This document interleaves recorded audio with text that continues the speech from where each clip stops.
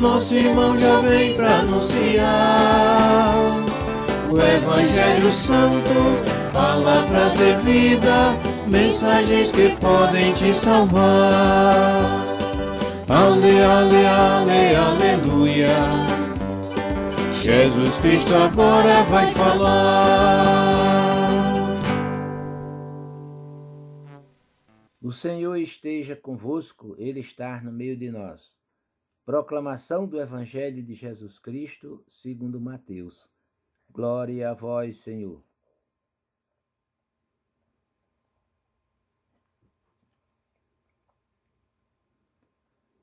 Naquele tempo disse Jesus a seus discípulos: Eis que eu vos envio como ovelhas no meio de lobos. Sede, portanto, prudente como as serpentes e simples como as pombas. Cuidado com os homens, porque eles vos entregarão aos tribunais e vos açoitarão nas suas sinagogas.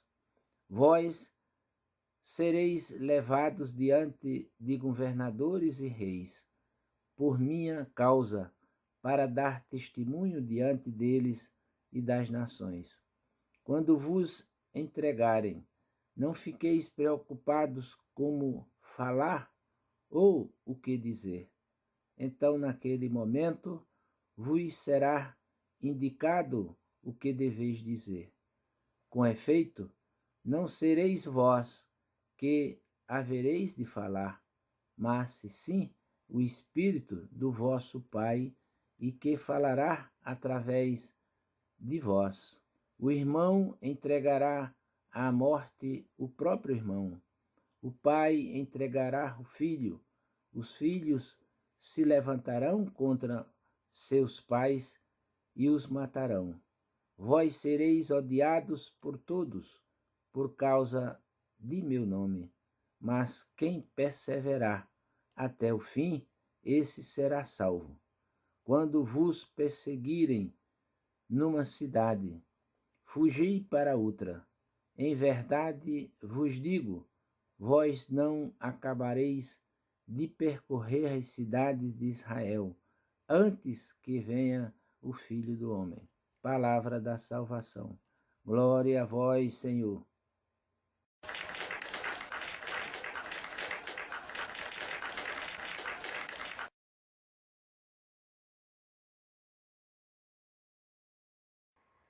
Queridos irmãos e irmãs, paz e bem, a palavra de Deus hoje nos faz lembrar das dificuldades que temos em nossas vidas.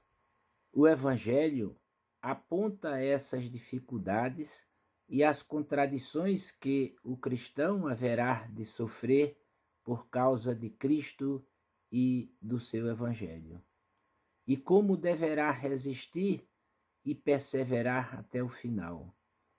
Jesus nos prometeu: eis que estou convosco todos os dias até o fim dos tempos. Mas não prometeu aos seus um caminho fácil, antes, pelo contrário, lhes disse: sereis odiados por todos por causa do meu nome. A igreja e o mundo são duas realidades de difícil convivência.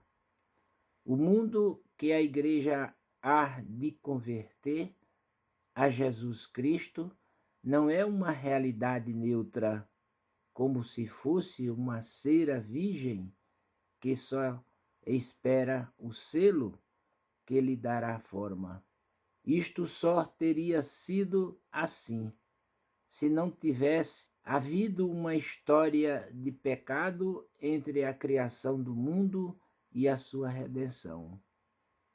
O mundo, como estrutura afastada de Deus, obedece a outro Senhor que o Evangelho de São João denomina como o Senhor deste mundo, o inimigo da alma, o que fez com que o cristão fizesse um juramento no dia de seu batismo de desobediência, de dizer não ao inimigo para pertencer somente ao Senhor e à Mãe Igreja que ela engendrou em Jesus Cristo. Mas o batizado continua vivendo neste mundo e não em outro. Não renuncia à cidadania deste mundo, nem lhe nega sua honestidade, contribuição para mantê-lo e melhorá-lo. Os deveres da cidadania cívica são também de deveres dos cristãos. Pagar os impostos é um dever de justiça para o cristão. Jesus disse que nós, seus seguidores, estamos no mundo, mas não somos do mundo. Não pertencemos ao mundo incondicionalmente. Inteiramente, só pertencemos a Jesus Cristo e à sua Igreja. Verdadeira prática espiritual que está aqui na terra e que traspassa a barreira do espaço e do tempo para desembarcar-nos na pátria definitiva que é o céu. Esta dupla cidadania inevitavelmente se choca com as forças do pecado e do domínio que move os mecanismos mundanos. Repassando a história da Igreja, Newman dizia que a perseguição é a marca da Igreja e talvez a mais duradoura de todas. Louvado seja nosso Senhor Jesus Cristo, para sempre seja louvado. Amém.